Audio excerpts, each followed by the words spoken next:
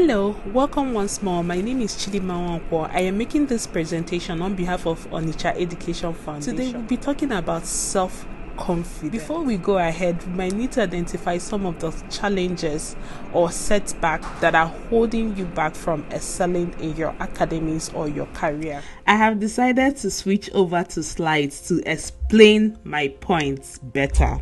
Now, there are two different categories of setbacks that I will discuss here in the next 5 minutes. So the first is the fear of failure, setback, and rejections. I know this one is deep, but let me try. So for every no you receive, it should make you stronger. I know it's not easy, but you need to build your mind and adopt a growth mindset.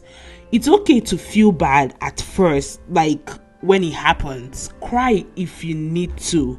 Take time to reflect, take time off, step away from the project, the application, your academic work, whatever it is, take time off. If it needs you to engage in activities that would help you to stay happy, refreshing, do that. But after that process, you need to get back to the drawing table. We need to identify the lessons. What have you learned from that situation? And you need to also map out the way forward. Always remember that you're a person of value. There's so much you have to give to the world. Think about that impact. Think about what you want to do, and be committed to that journey. Don't let the failure, don't let the setback, don't let the rejection stop you. Always know that there is a time and season for everything. Sometimes, it might be that the opportunity is just not right. Imagine if I didn't record this presentation. You might not hear or benefit from what I have to say. So my advice is do it. Keep doing it. Keep showing up. Take a break when you need to. The second point is imposter syndrome or the fear of criticism. Oh, let me even add another one. What if? Okay, let me first start by saying stop seeking validation from people. I don't mean you shouldn't listen to mentors, career sponsors, or even your advisors. No, I don't mean that.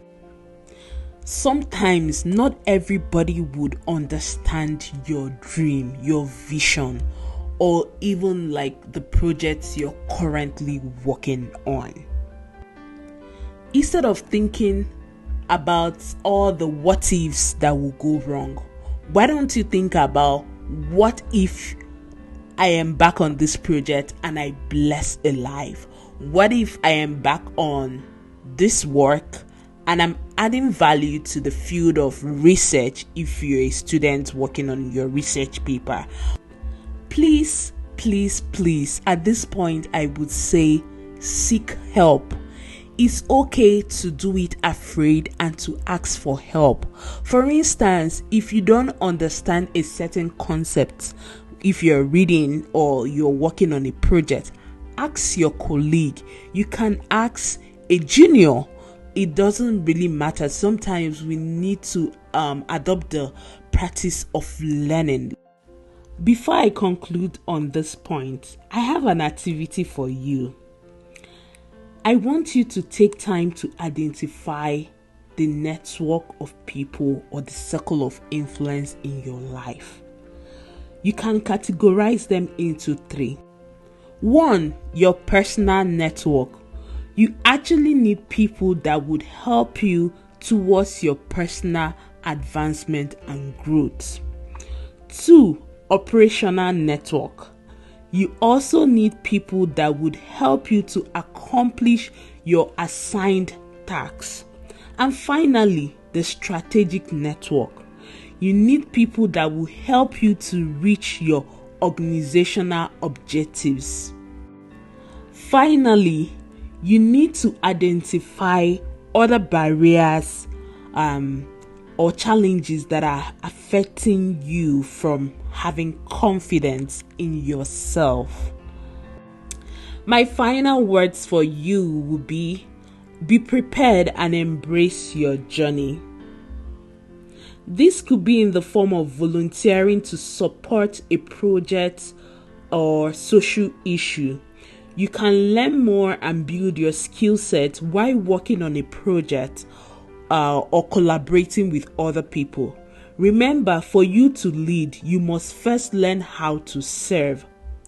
Remember that you have a great story to tell. Leverage where you're coming from, your skills, your experiences that distinguishes you to tell your story.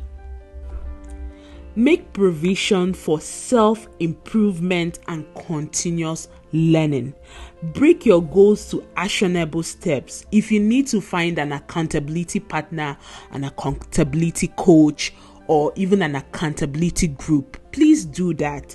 There are different ways for you to learn. You can learn by reading books. You can learn through online courses. There are podcasts that you can listen to. You can even reflect on your journey daily, your daily activities as a student, as an early career professional, whichever one that works for you. But you need to remember to reflect on your journey and document things. You can also use affirmations if that will help to boost your confidence and to remind you about who you are and the values that you have to give. In all, don't forget to embrace your uniqueness. I hope this helps you to get better at what you do. Thank you so much for listening. Have a wonderful day ahead.